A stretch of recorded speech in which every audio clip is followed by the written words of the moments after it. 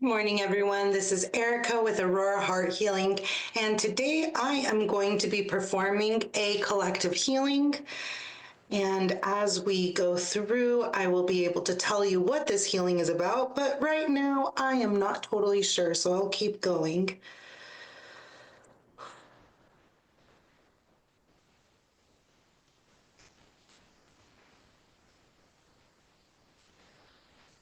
Okay.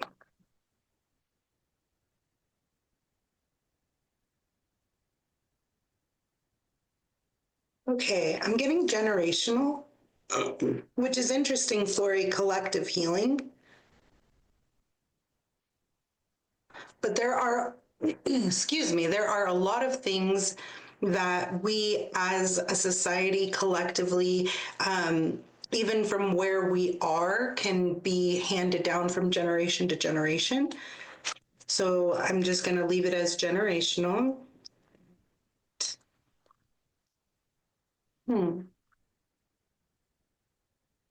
Is the emotion in the Wheel of Emotions, the second Wheel of Emotions, Brene Brown, Hoffman emotions definitions, here, betrayal, blame. Okay, generational, the first emotion is blame. And blame, let's see, is it this first part? Is it the second part? Blame is very harmful. When you blame something or someone else for your problems, for the problems in your life, you become a passive victim of circumstance, and you make it very difficult to do anything to change your situation. You become powerless to change anything. The blame game hurts your sense of personal power. You have to take responsibility for your problems before you can hope to change them. It's interesting because blame, this definition is much bigger than that part, but in this blame, being a powerless victim, I see that so much as it's just the way it is.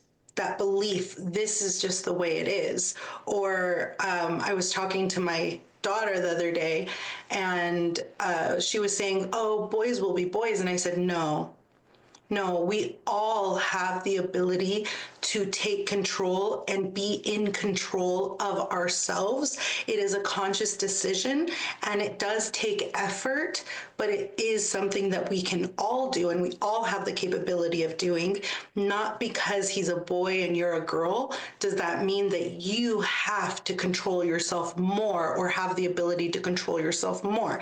We have to hold ourselves and others accountable for what it is that we do, what actions we take. So with this blame, I am very much so seeing not becoming a powerless passenger or a passive victim in your life, or in the lives of others.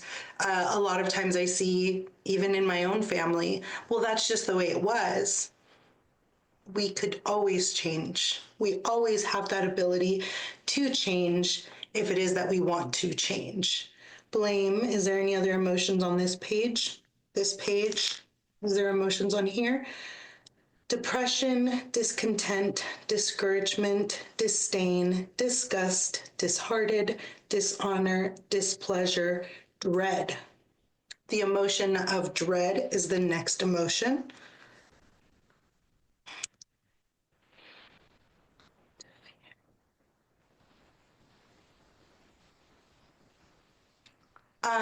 Fear or apprehension of the future. Fear.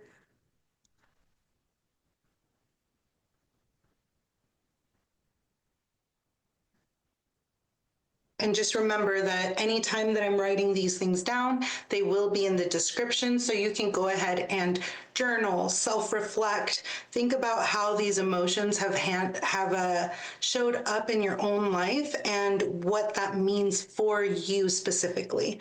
So dread, apprehension of the future. If you do this, then you're gonna have this happen. I know that for me, my family has always been so scared. Like me opening up this business. Well, what if you fail? well, what if I don't? I don't want to fear what my family feared for me. I want to fear something that's real because it's tangible, like falling off a cliff. I want to be afraid of that because it's like a reasonable fear of, okay, you're at the Grand Canyon, you might fall if you get too close. You could, but there's also these unrealistic fears of, well, what if you never succeed in your business? What if I don't? But I'll never know unless I try. What if I don't make it big? What if I loved it while I did it? So dreading the fear of something new is something that I've actually struggled with myself in my own life. And I think that a lot of people here can understand that dread and apprehension of the future because it's been said, well, beware of the future, beware of what you do right now because it's going to impact you later. Well, yes, it will, but it will also shape you. So when you take those risks and make those chances to actually grow and to build and to do something different, then you're giving yourself the opportunity to be free within yourself and to do something different. And I do see that a lot in our generations of be afraid, be very afraid. Hostility, hostility.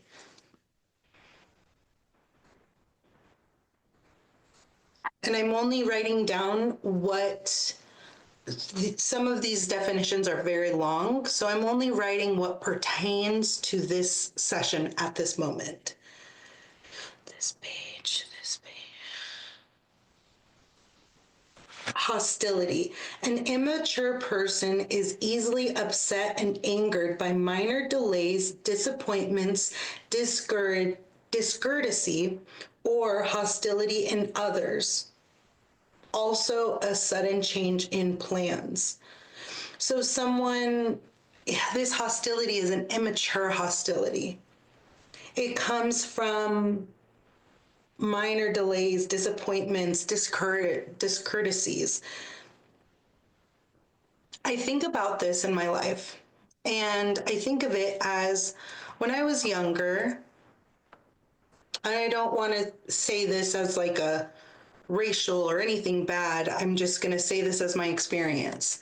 When I was younger, the color of my skin would sometimes bring hostility out in others. And also within my own family. And that piece of me, this is an unrealistic expectation that people would be hostile towards me because of. Or even with me, when I was a lot younger, I would get hostile towards people because maybe they didn't say the things that I felt they should have, or maybe they saw things differently than I do. And instead of sitting and having a conversation where we could volleyball our information, I would just shut down, clam up, and say, nope, they're not for me. Or I would lash out at them too. And as I've grown, as I've built, as I've been more compassionate, not just towards other people, but towards myself as well, I've learned that that hostility truly came from a sense in myself of maybe violation or insecurity in my own thoughts and my own beliefs. And that was never about them. That was always about me. So hostility is something that I see a lot in a lot of people and a lot of situations, politically, religiously, beliefs, thoughts. We can be very hostile when someone is different than us, but it doesn't mean they're worse or bad or any of that. It just means they're different. What else is in this generational healing? Is it here? Is it here? Is it here? Is it here? Is it here? Passion, peeved, pity, pride. Oh, pride. Okay. Pride. So let's see what part of this definition is what we need to know. Pride becomes a problem when a person considers himself better than others, becomes not teachable, has to be right, expects more credit or praise than earned, or treats others with disdain.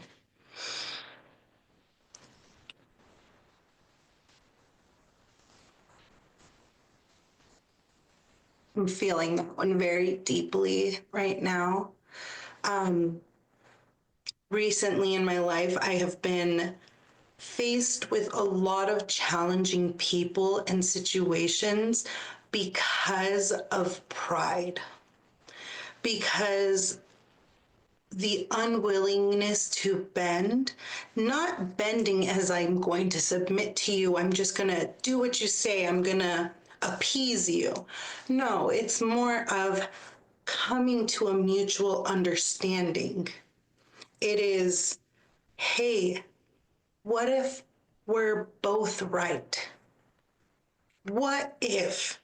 And I know it's a crazy thing because when someone is wrong, then someone has to be right. And when someone is always right, then that means someone else always has to be wrong. But what if we're both right? Or maybe we're both wrong. We both have a perspective that needs to shift and change and bend and mold to who we are in the world and what society has around us as well. Pride, becoming unteachable. Because again, if someone is always right, then that means everyone else is going to be always wrong. And that is when you become unteachable. You become someone that you can't have open, honest communication with because it's not there. The capability, the ability isn't there. Pride, add that on with hostility, add that on with dread of what will happen if we come to this mutual agreement and what's going to happen in the future. We don't know because we've always done it this way. So by shifting and changing this way, the future is unknown. Maybe it would be a better future. Changing, shifting perspectives, being different. Maybe, just maybe. Is there more emotion to this? Is it here? Is it here? Is it here? Shame. Shame.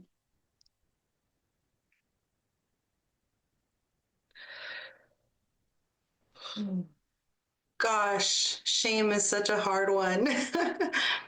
um, let's see, what feelings? Painful feeling, improper disgrace, indignity, shouldn't cause for regret, disappointment, guilt. Do we need to know?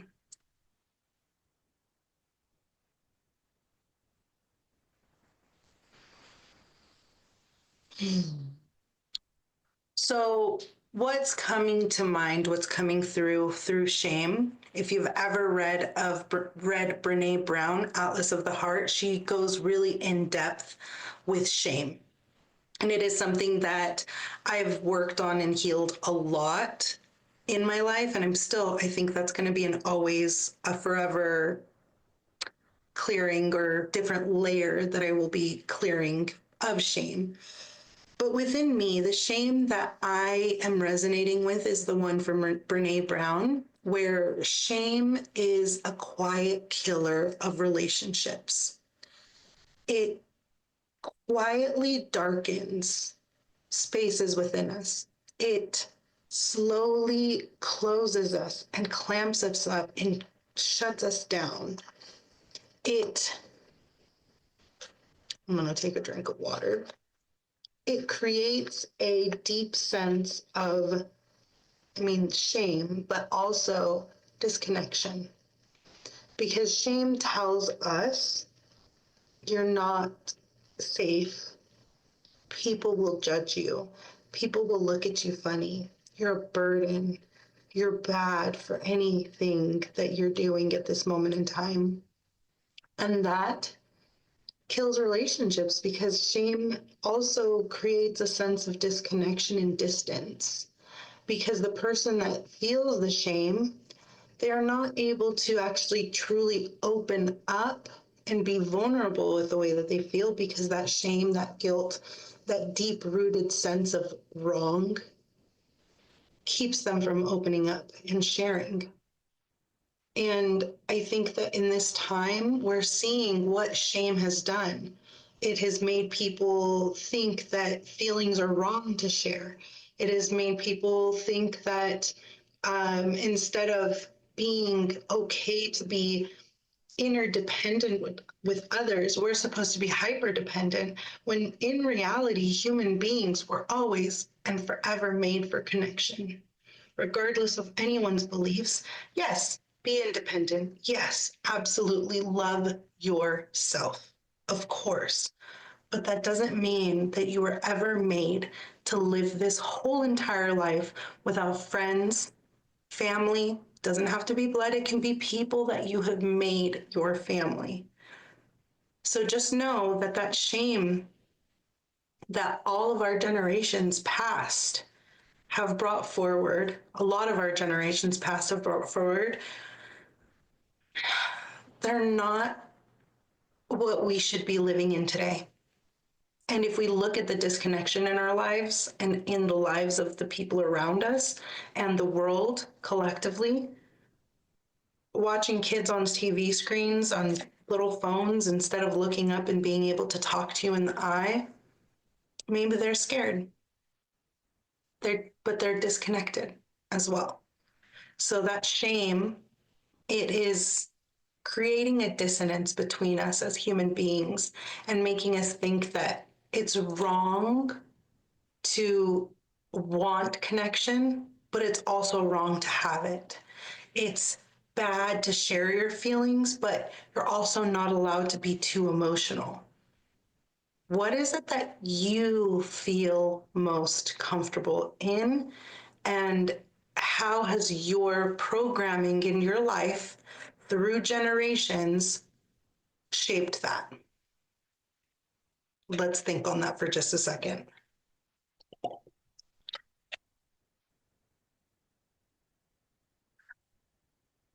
Are there any other emotions?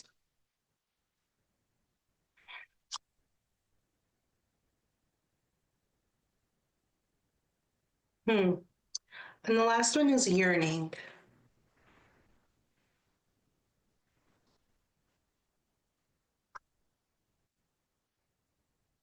Being filled with longing, desire, deep longing accompanied by tenderness or sadness.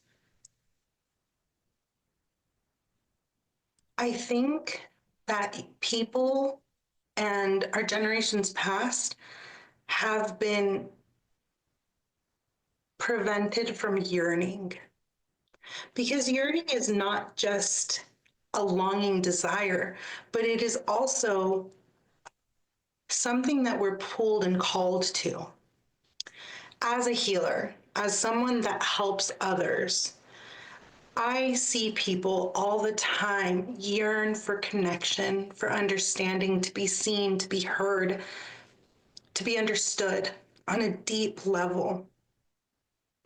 And I see so much in social media that contradicts that. You should be independent, just like I was just saying about the shame. You should be able to be hard and soft. There's all of these different expectations. For me, something that I always yearned for was to be a healer. For 10 years, I had trained as an emotion code practitioner and I did emotion energy work on people for free for so long. And there was always a deep yearning to do it full time, and that I would dedicate all of my time and energy to this. And that deep yearning kept getting not quenched, squashed by reality. Because when I was a dental office manager, I made so much money. But this job, this work, I didn't know if people would even come to me. I didn't know if people would even want what I had to offer.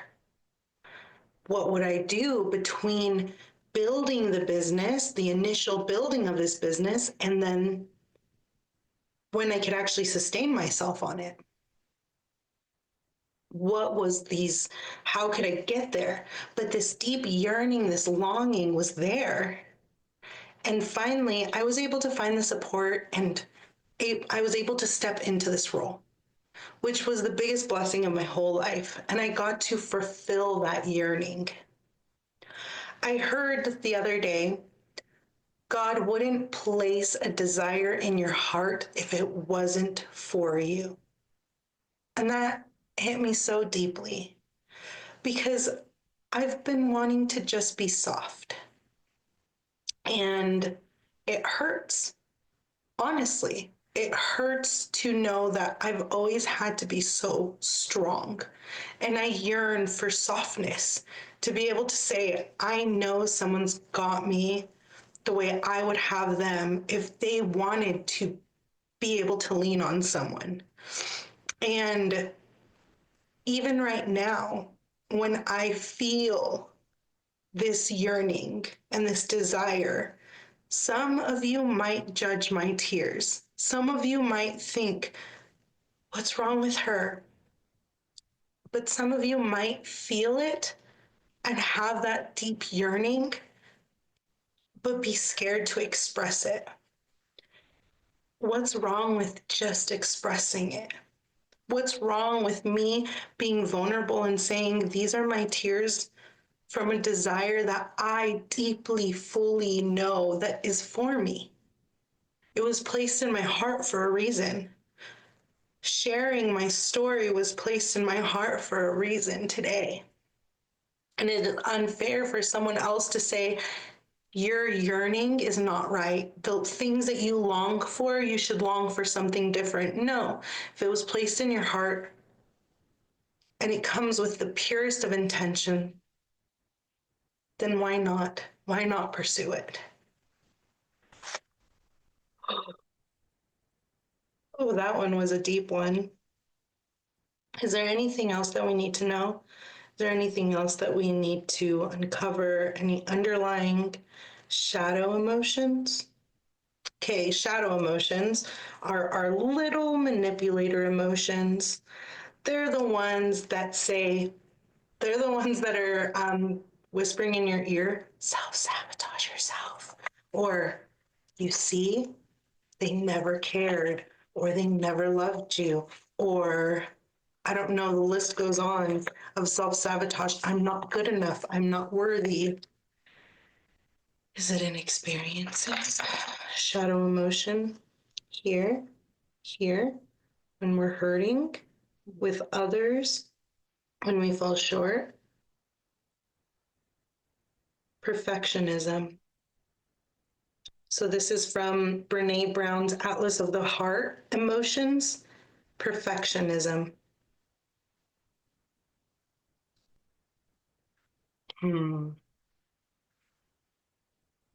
How have you been pushed to be perfect? And what if who you are when you're lazy, who you are when you're hurting, who you are when you're sad, who you are when you're mad is actually perfect? I wonder what life would be like if we all looked at each other and said, wow, you are doing so much for your situation, for what you're going through. You're perfect the way that you are. Thank you. The other day, I was rushing around because I had to work late night and I wanted to make sure that my kids had dinner. And perfectionism, right? So I didn't have any clients until a little bit later. So I was at home and I was cooking and I was making my kids dinner in the morning. And I'm here hanging out with my friend and we're talking and we're just laughing and we're doing dinner. And I was telling her, I'm like, thank you for just sitting here with me. I'm making dinner and I want to make sure the kids have some food when I'm not here. And she says, it's because you're a good mama. And I said, I'm trying. I didn't see it as I am a good mom. I saw it as I'm trying to be one. I was perfect, just the way I was. And she saw that. And I said, thank you, because I didn't. On that note, you're perfect, just the way that you are. You're not just trying, you're doing. And I honor your journey. And I honor what you're healing right now, today, because you have the courage to face those feelings. Thank you. I love you all. Have a wonderful day. I hope this helps.